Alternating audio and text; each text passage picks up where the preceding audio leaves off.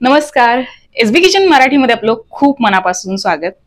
Rajma rice हा जरी पंजाबी पदार्थ असला किंवा पंजाबी रेसिपी असली तरी सुद्धा हा राजमा वेगवेगळ्या भागांमध्ये वेगवेगळ्या पद्धतीने बनवला जातो आणि ह्या राजमाला वेगवेगळ्या भागांमध्ये वेगवेगळी नावं आहेत.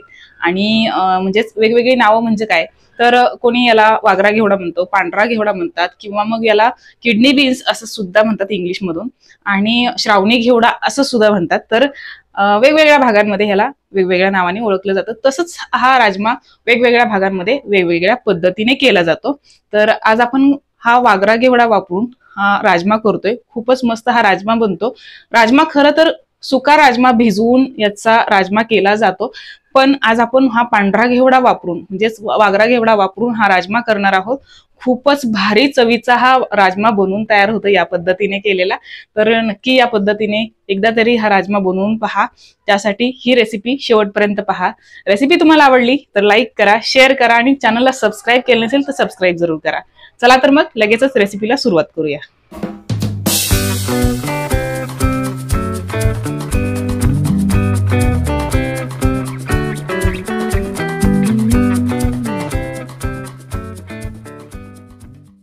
चला, आज काहीतरी वेगळं करायचं म्हणून आहे ना, या घेवड्यापासून मी राजमा करणार आहे.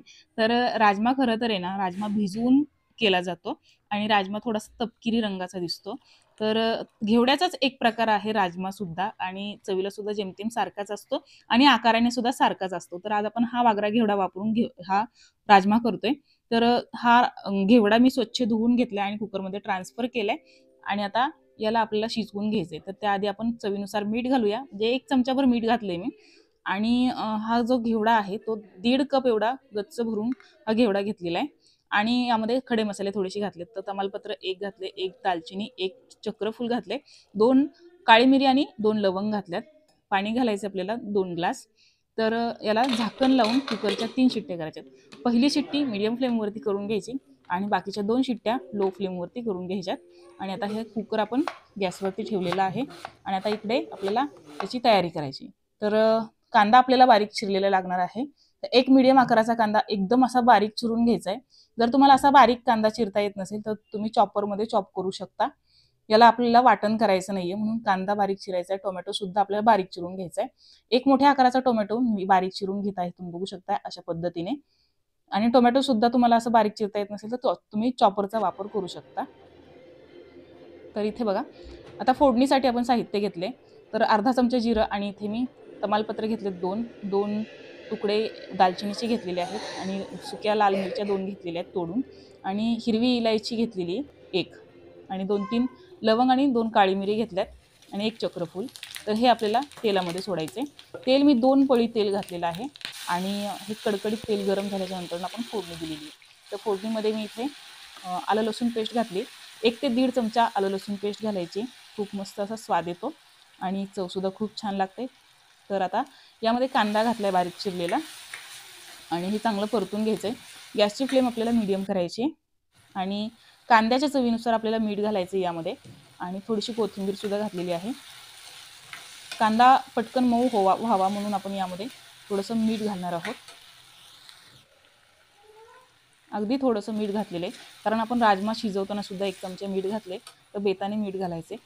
आणि आता टोमॅटो घालूया. तो टोमॅटोसुद्धा चांगला परतून घ्यायचा आहे. गॅसची फ्लेम मीडियम केलेली आहे.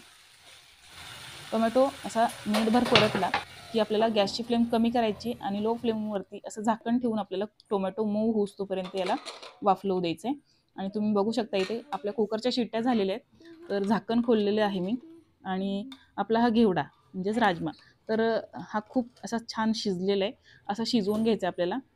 तर दाबला की लगेचच दबतोय. तर याला थोडंसं मॅश करून घेऊया, कारण आपण या राजमासाठी कसलंही वाटण करत नाहीयेत. तर असा थोडासा आपण मॅश करून घेतला की याची ग्रेव्ही जी आहे ती थोडीशी थिक बनते. ग्रेव्हीला थिकनेस येतो. तर आता या प्लेटमध्ये आपण मसाले काढतोय. तर अर्धा चमचा हळद, 1 चमचा घरगुती साठवणीचा मसाला, अर्धा चमचा इथे मी धने पावडर घेतलेली आहे आणि 1 चमचा मिरची पावडर, अर्धा चमचा किचन किंग मसाला. या मसाल्यांच्या चवीनुसार आपल्याला चवीचं मीठ घालायचे, म्हणजे या मसाल्यांच्या चवीपुरतं. आणि 2 चमचे इथे दही घेतलेले मी. तर हे दही आंबट आहे म्हणून मी 2 चमचे घेतले. जर तुमचं फ्रेश दही असेल तर तुम्ही अर्धी वाटी दही घेऊ शकता. तर मी दही 2 चमचे घेतले, म्हणून थोडंसं पाणी घातले. पाणी घालून हे मसाले आपल्याला चांगले मिक्स करून घ्यायचे. दह्याच्या गुठळ्या इथं फोडून घ्यायच्या आहेत. असं थोडंसं दही मसाल्यांमध्ये मिक्स करून टाकलं की ग्रेव्हीला खूप छान चव सुद्धा येते आणि मस्त याला तर्री सुद्धा येते आणि चवीला खूप छान लागते ग्रेव्ही.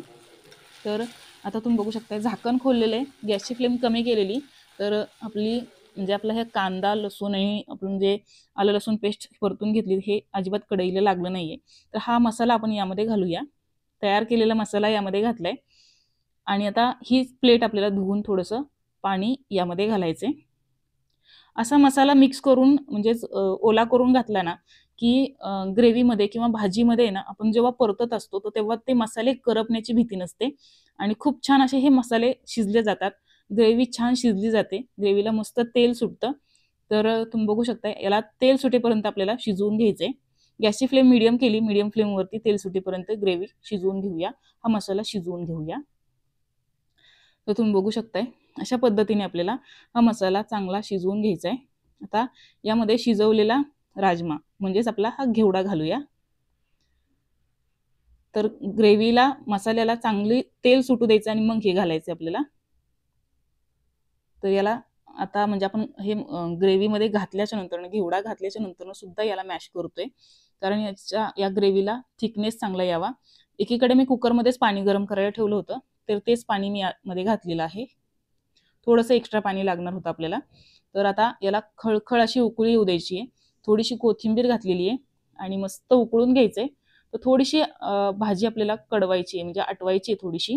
म्हणजे हा राजमाची ग्रेव्ही जी आहे ती आपल्याला थोडीशी आटवायची आहे. तर तुम्ही बघू शकताय काय मस्त या म्हणजेच राजमाची ग्रेव्ही झालेली आहे. याला थिकनेस सुद्धा खूप छान येतो. थोडंसं आटवून घेतलं की खूपच मस्त याला थिकनेस आलेला आहे. तर तुम्ही बघू शकताय आपला राजमा बनून तयार झाला आहे. गॅस बंद केलेला आहे मी आणि इथे मी राजमा सर्व केलेला आहे.